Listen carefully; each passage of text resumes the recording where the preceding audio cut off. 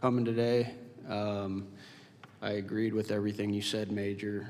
I've been watching the military like you guys have for the last several years since I got out, and I've been pretty disappointed to see standards lacking and our service members not meeting the standards, and even leaders within the military not upholding standards. And it's interesting because I say that as a guy who dropped out of school, college, my senior year, the week after 9/11, and went to SEAL training. And I did not meet the standards the first time I went. And I actually made it through Hell Week, which was our hardest part of training, and then I was performance dropped a week and a half later. And that was a tough pill for me to swallow.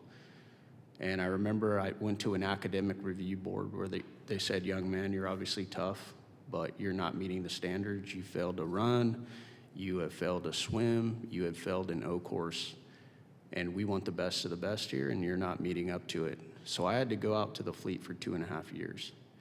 And you know what? I got a chance to come back and complete SEAL training, and then did 3 combat deployments with SEAL Team 3. And you know what?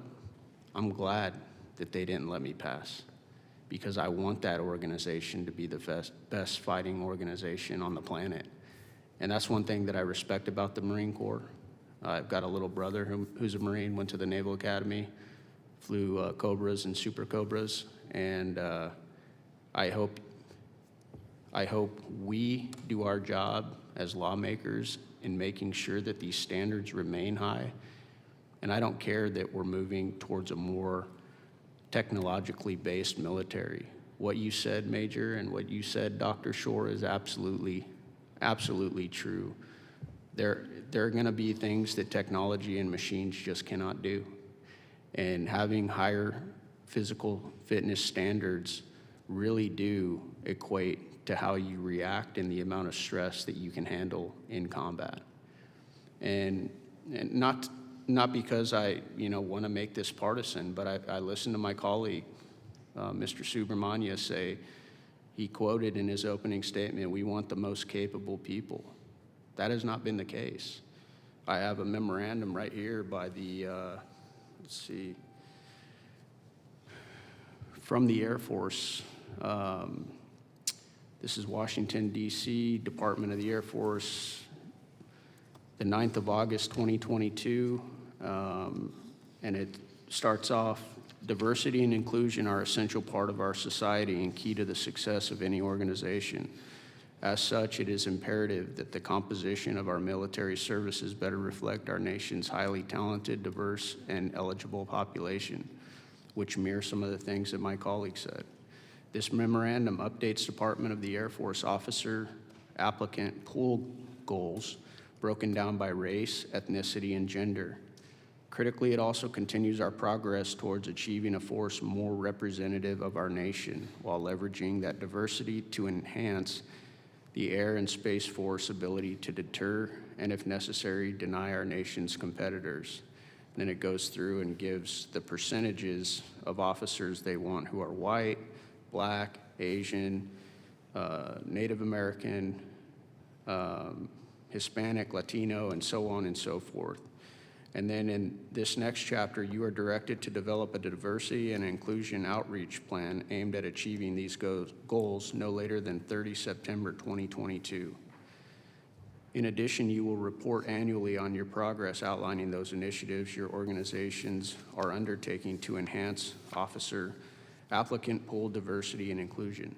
Here's the bottom line. One thing I loved about the military was just being able to be brothers with guys and gals from all over the country. Most of us did not care what color you were, who you prayed to. All we cared about is, are you on this team and will you give it your best or not? But when you start making percentages based on ethnicity and you bring in diversity, equity, and inclusion, everybody at this table who has actually done the job and done the job for real know that it's not about who the most capable person is anymore. And that does weaken our military, and it weakens our ability to actually defend this country.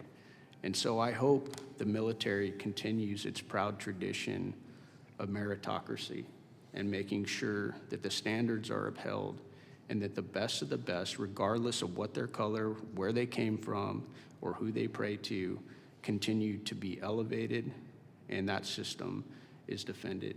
Because if we have some very serious adversaries around the world and they don't play any of these social games because they know that it degrades lethality. And so I wanted to say that. I also wanted to thank you, gentlemen, for your service to this country and your continued mission to make sure that these standards are upheld. And I also want to thank President Trump by nominating Secretary Hegseth, who's obviously received a ton of criticism, but who is getting this right. And he is making sure that this is an absolute priority of our military and this administration.